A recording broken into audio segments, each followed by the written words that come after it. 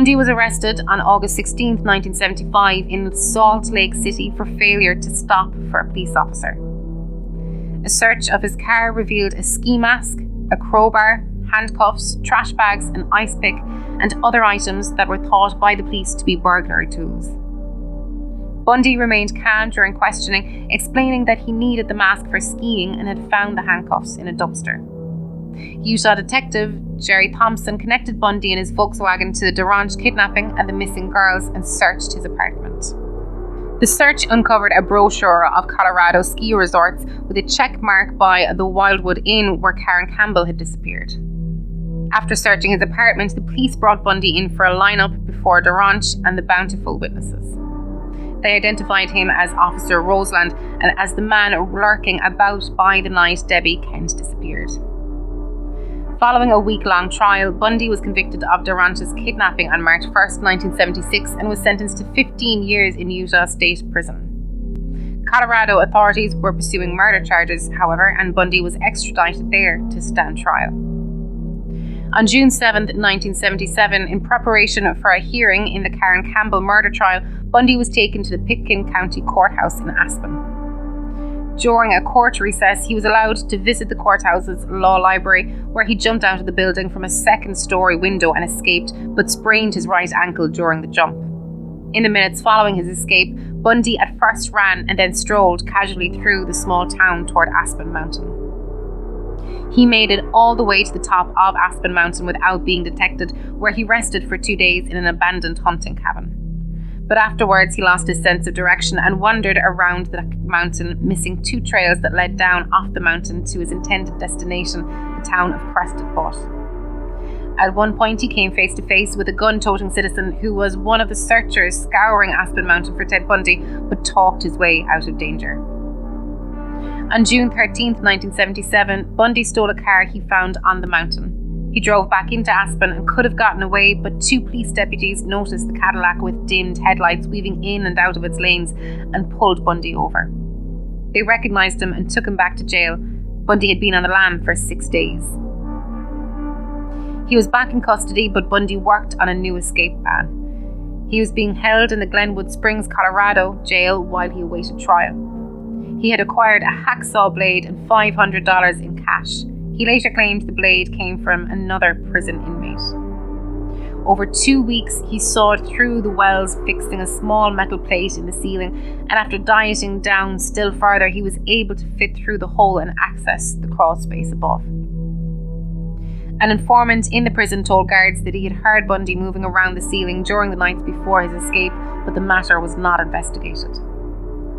When Bundy's Aspen trial judge ruled on December 23, 1977 that the Karen Campbell murder trial would start on January 9, 1978 and change the venue to Colorado Springs, Bundy realised that he had to make his escape before he's transferred out of the Glenwood Springs jail. On the night of December 30, 1977, Bundy dressed warmly and packed books and files under his blanket to make it look like he was sleeping.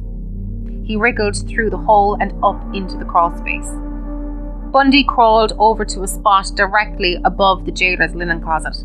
The jailer and his wife were out for the evening, dropped down into the jailer's apartment and walked out the door.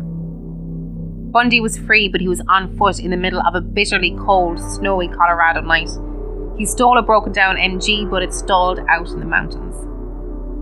Bundy was stuck on the side of Interstate 70 in the middle of the night in a blizzard, but another driver gave him a ride into Vail.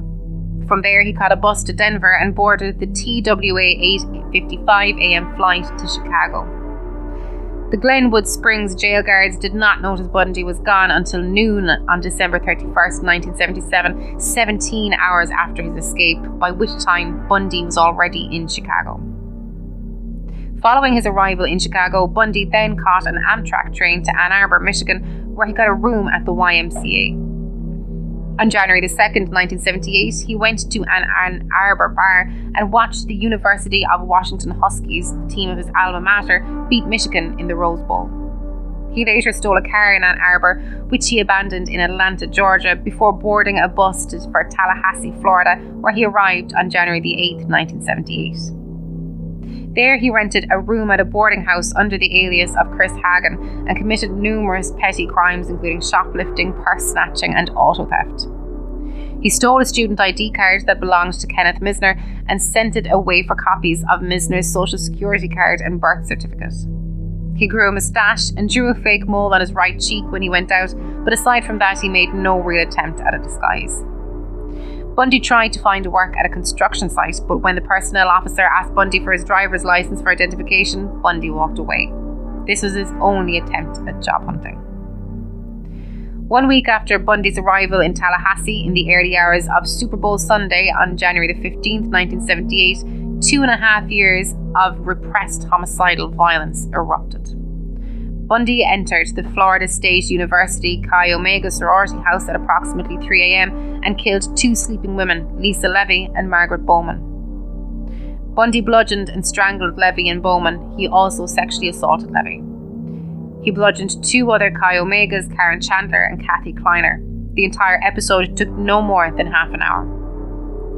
After leaving the Chi Omega house, Bundy broke into another home a few blocks away, clubbing and severely injuring Florida State University student Cheryl Thomas.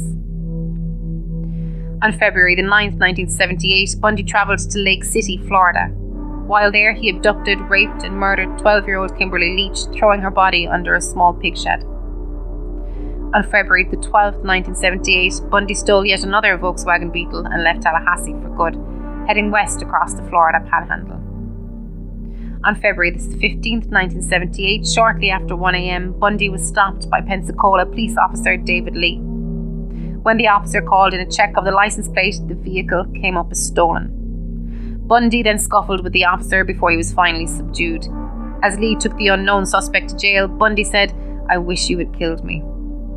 At his booking, Bundy gave the police the name Ken Misner and presented stolen identification for Misner, but the Florida Department of Law Enforcement made a positive fingerprint identification early the next day. He was immediately transported to Tallahassee and subsequently charged with the Tallahassee and Lake City murders. He was later taken to Miami to stand trial for the Chi Omega murders. Bundy went to trial for the Chi Omega murders in June 1979 with Dade County Circuit Court Judge Edward D. Court presiding. Despite having 5 court-appointed lawyers, he insisted on acting as his own attorney and even cross-examined his witnesses, including the police officer who had discovered Margaret Bowman's body. He was prosecuted by Assistant State Attorney Larry Simpson. 2 pieces of evidence proved crucial. First, Chi Omega member Nita Neary, getting back to the house very late after a date, saw Bundy as he left and identified him in court. Second, during his homicidal frenzy, Bundy bit Lisa Levy in her left buttock, leaving obvious bite marks. Police took plaster casts of Bundy's teeth and a forensics expert matched them to the photographs of Levy's wound. Bundy was convicted on all counts and sentenced to death. After confirming the sentence, court gave him the verdict. It is ordered that you be put to death by a current of electricity. That current be passed through your body until you are dead. Take care of yourself, young man. I say that to you sincerely. Take care of yourself, please. It is an utter tragedy for this court to see such a total waste of humanity as I've experienced in this courtroom. You're a bright young man. You'd have made a good lawyer and I would have loved to have you practice in front of me, but you went another way, partner. Take care of yourself. I don't feel any animosity towards you. I want you to know that. Once again, take care of yourself. Bundy was tried for the Kimberly Leach murder in 1980. He was again convicted on all counts, principally due to fibres found in his van that matched Leach's clothing and an eyewitness that saw him leading Leach away from the school, and sentenced to death. During the Kimberly Leach trial, Bundy married former co-worker Carol Ann Boone in the courtroom while questioning her on the stand. Following numerous conjugal visits between Bundy and his new wife, Boone gave birth to a daughter in October 1982. However, in 1986, Boone moved back to Washington and never returned to Florida. Her whereabouts and those of Bundy's daughter are unknown. While awaiting execution in Stark Prison, Bundy was housed in the cell next to fellow serial killer Otis Toole, the murderer of Adam Walsh.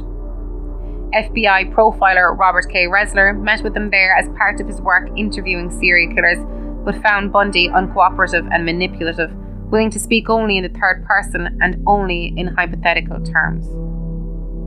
Writing in 1992, Ressler spoke of his impression of Bundy in comparison to his reviews of other serial killers. This guy was an animal, and it amazed me that the media seemed unable to understand that. However, during the same period, Bundy was often visited by Special Agent William Hagemeyer of the Federal Bureau of Investigation's Behavioral Science Unit. Bundy would come to confide in Hagemeyer, going so far as to call him his best friend. Eventually, Bundy confessed to Hagemeyer many details of the murders that had until then been unknown or unconfirmed. In October 1984, Bundy contacted former King County homicide detective Bob Keppel and offered to assist in the ongoing search for the Green River killer by providing his own insights and analysis. Keppel and Green River Task Force detective Dave Reichert travelled to Florida's death row to interview Bundy. Both detectives later stated that these interviews were of little actual help in the investigation.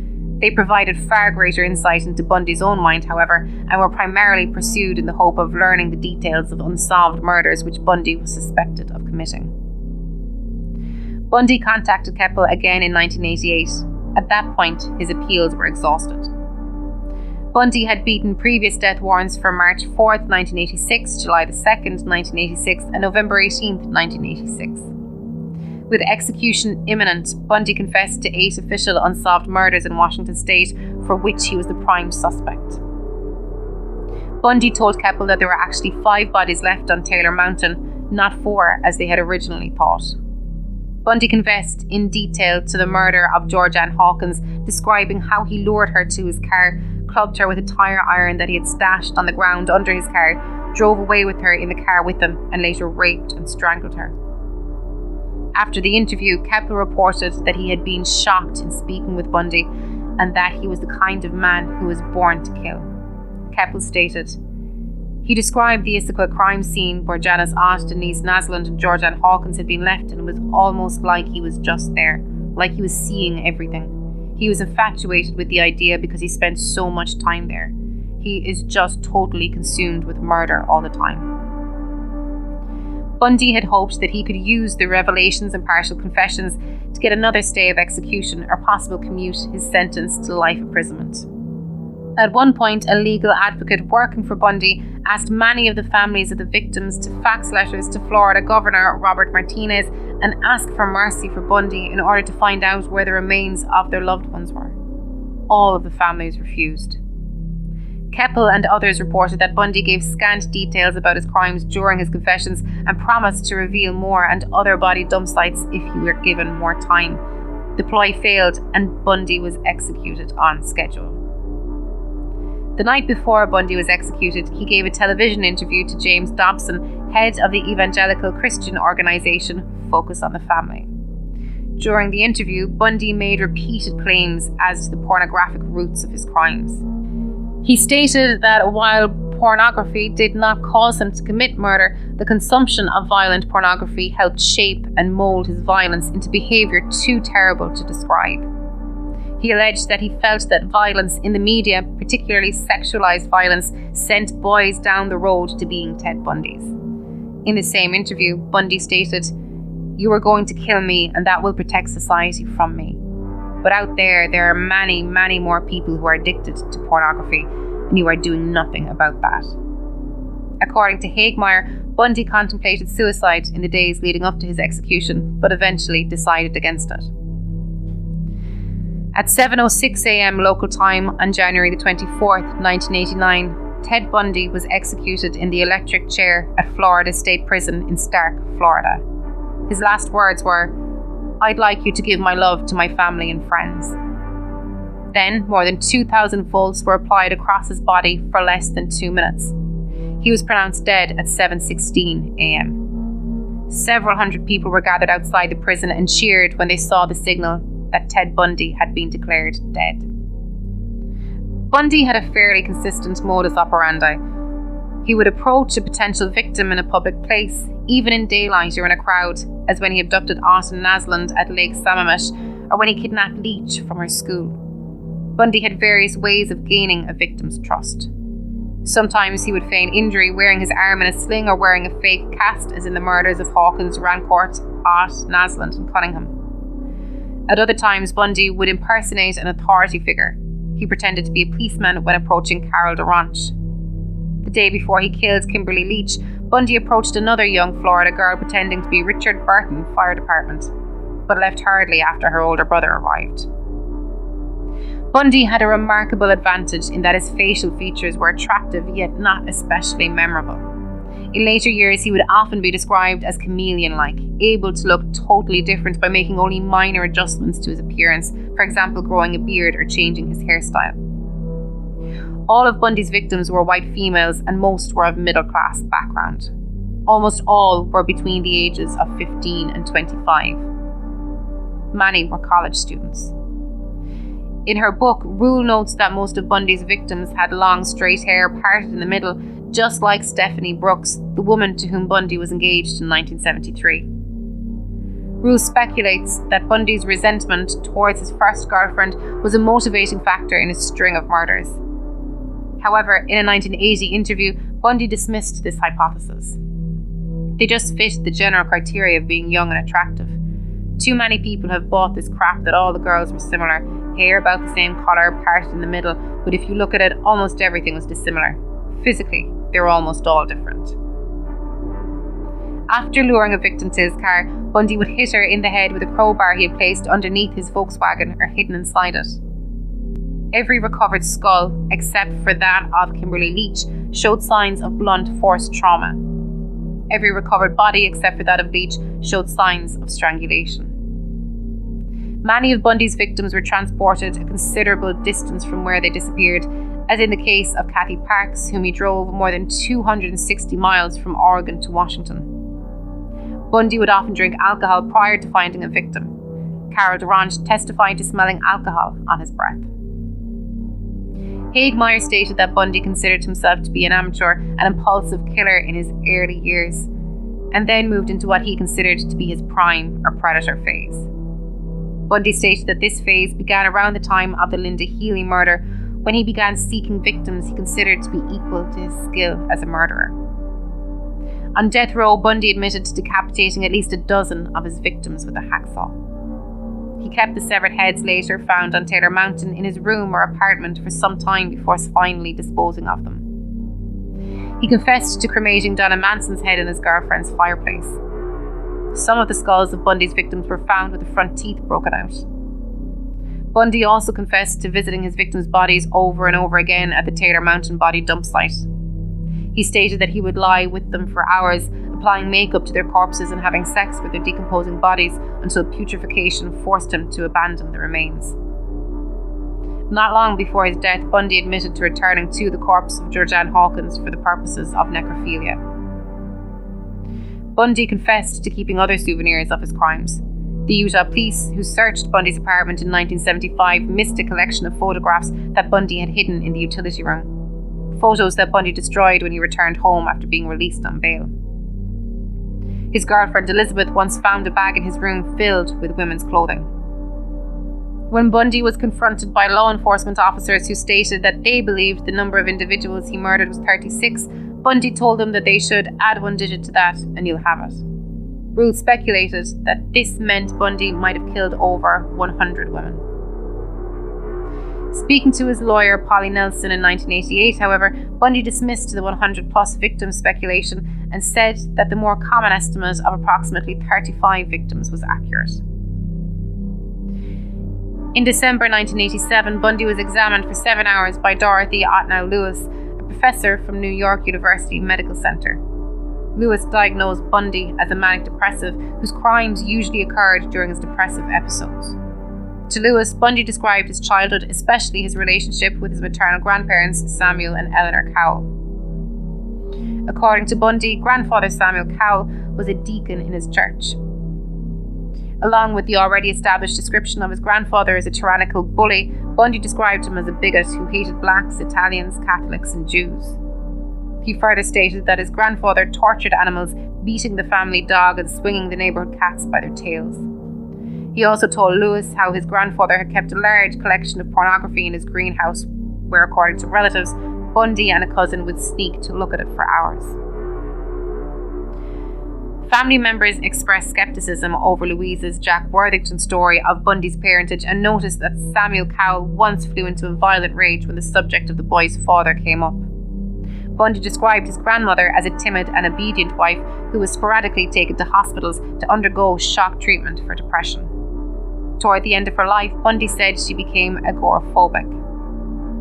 Louise Bundy's younger sister Julia recalled a disturbing incident with her young nephew.